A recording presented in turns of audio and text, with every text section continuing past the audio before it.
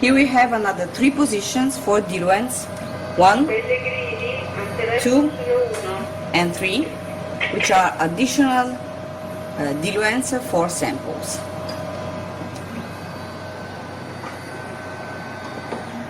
On the lower part of the instruments, there are the containers for distilled water and waste. Here there is a space for an external container for the detergent, and there is another space for waste, another waste container in case of distinguished waste containers for more and less contaminating waste. And inside here there are all the hydraulic connections, there are the peristaltic pumps and all the vacuum system.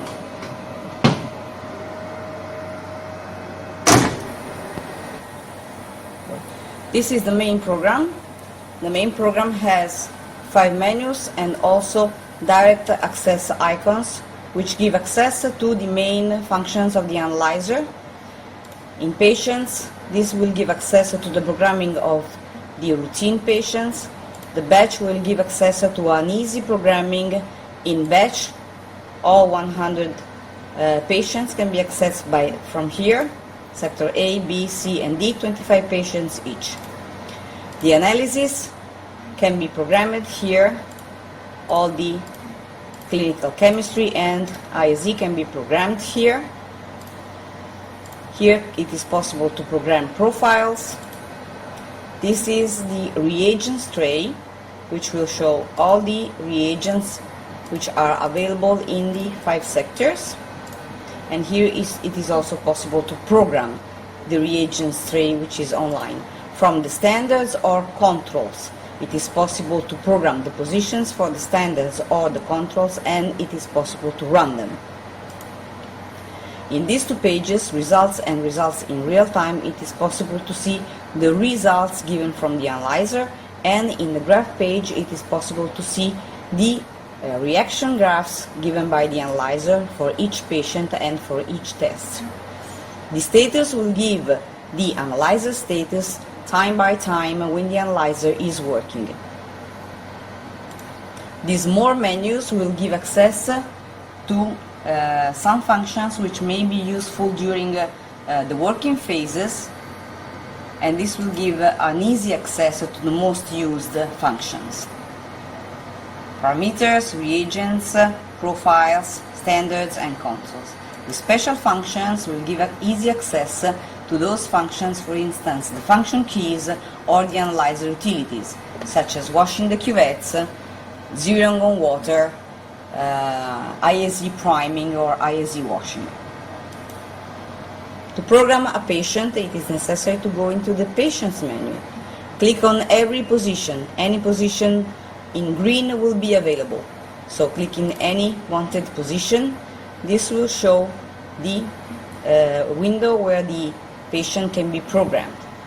The ID code of the patient is mandatory, then surname, name, any note, the type of element, whether it is a routine, a stat, or a control, the type of sample, whether it is a serum, a urine, a CASF, or any other type of sample, the birth date, or the age can be entered, then the draw date, and whether it is a pre-diluted sample.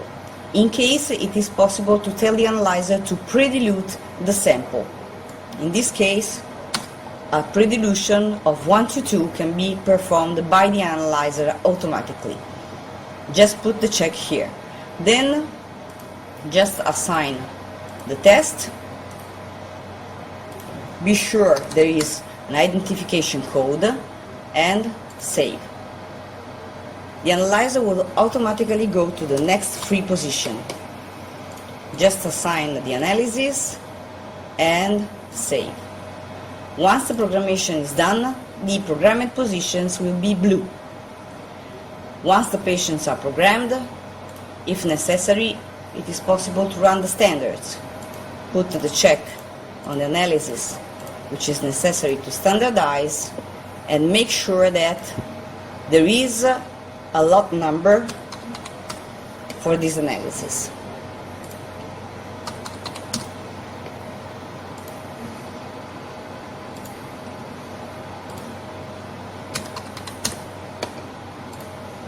In case the lot number is not given, the analyzer will not allow to run the calibration.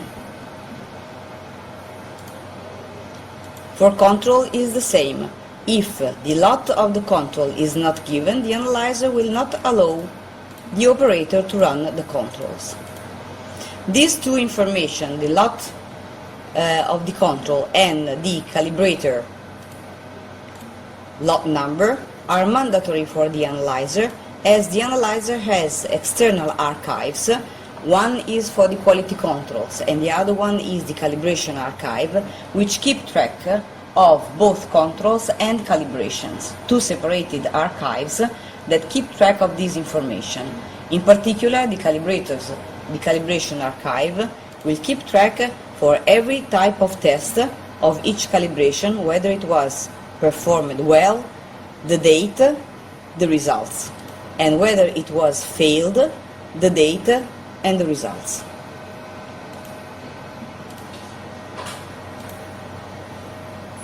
Once the patients are programmed, this can remain in the work list or can also be moved into an extra work list to be performed later. In the same way, the patients can be acquired by means of a host computer that can send the patients, list them into the extra list, and then they can be run in a second time by putting them into the work list. This can also be done manually by means of a drag and drop. Once the patients are programmed, by putting the check near each patient, it is possible to run it. Selected samples, run.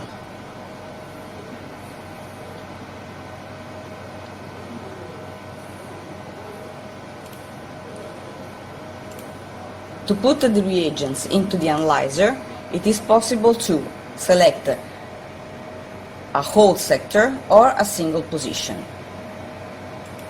It is possible to insert a single bottle, or it is possible to insert a whole sector.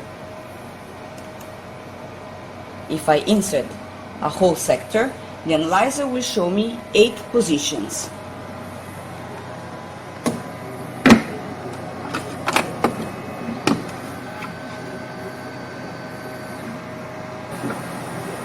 Once the reagents have been inserted into the sector, just pushing them in, it is simply necessary to put the sector back into the reagent.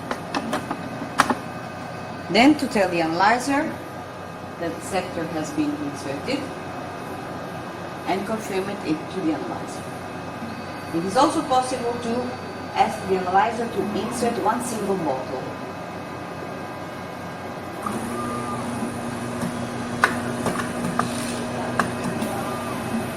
In this case, the analyzer will make a check of the volume inside of the bottle.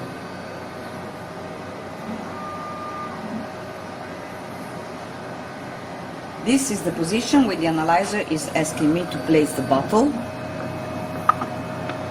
There is enough space to insert and remove the bottle. If I tell the analyzer that the bottle is in place, then the analyzer will make the check of the volume.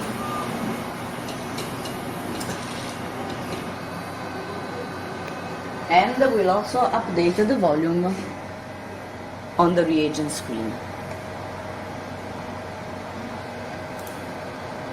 The volume is also updated by clicking on the screen.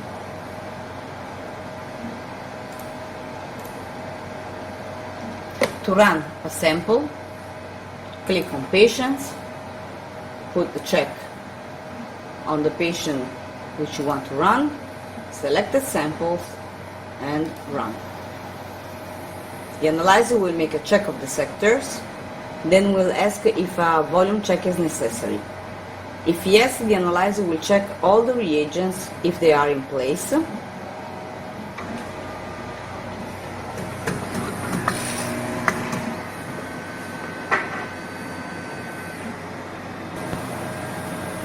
Now the analyzer will ask if the sample are in place and the sample is already in place. Now, in normal routine, it would be necessary to close the sample tray and also to close the cover and let the analyzer work completely closed. This is a demonstration, so I will show the analyzer how it works with the covers open. So let's remove this one, tell the analyzer to start. The first thing is a reset of all the trays. Then the analyzer starts washing the cuvettes and washing all the needles.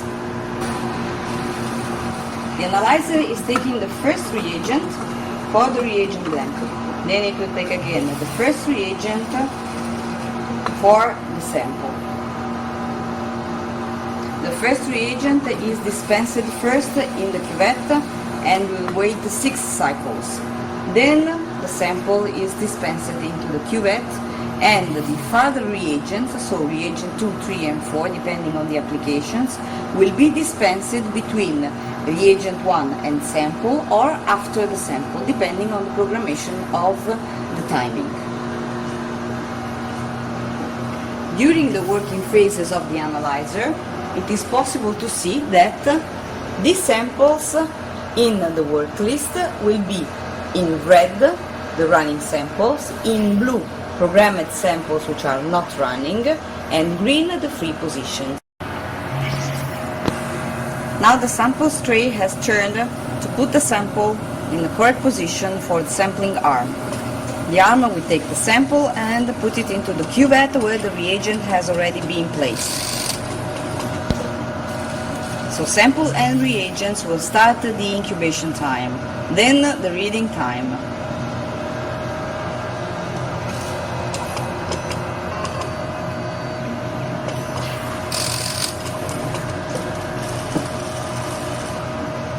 During the working phases of the analyzer, it is possible to see what the analyzer is doing by clicking on status. The analyzer will show what it is doing. In this case, it is performing 2 gamma GT and 2 GOT. And time to the end would be 7 minutes approximately. During the test, it is possible to see the results in real time. That means the results test by test, but not per patient. Clicking on results RT, it is possible to see all the results one by one. These red results mean that there is a flag associated with the result. In this case, for instance, there has been an error, there was no diluent. This result means there was no reagent and no reagent again. In this result, there was no reagent and reagent out of limit, so each flag has a single meaning. This result is a blank and means there was no problem because the result is in black. These further results show the final result, the unit, the absorbance and the normal range, plus a flag. In this case, a pathological result above the normal range. For each of these results, it is possible to see the reaction graph. Close this window, go to the graphs. The analyzer will show the reaction graph. This is the reaction graph of a gamma GT, increasing reaction. This is reagent 1, this is where the sample or the second reagent is added. This is when the last item is added, which may be a sample or another reagent. Then the reaction starts. The reading phase is identified by these 2 dotted red lines.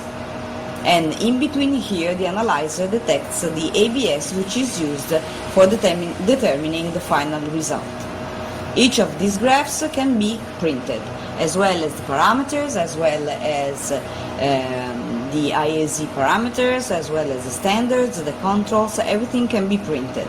And the printout is performed in this way by clicking on print. The analyzer will show a print preview which is normally very similar to a PDF page. And every single printout can be also exported as PDF file, RTF, CSV, HTML file. When every patient is finished, the results for each single patient, not test by test, but for each single patient, can be viewed in this page. Patient number 001 had 2 tests. In this case, the patient is all red because there was no reagent for both tests. Also, these pages can be printed, and again there is a print preview.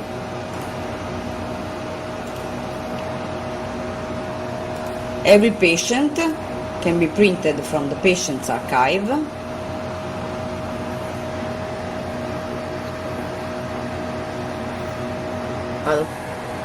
In the archive, just print on Manage. From this screen, it is possible to select the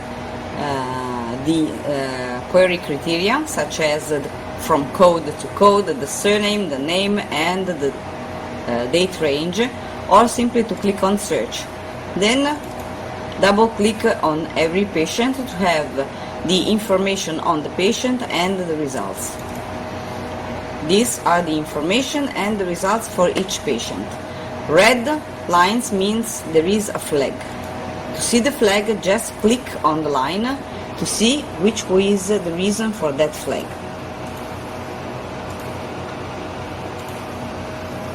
In this case, for instance, there were no data to calculate, so probably an error in the ISE, high pathological sample, or another high pathological sample. Each patient can also be printed. Print current, yes, and again there is a patient printout in a report format.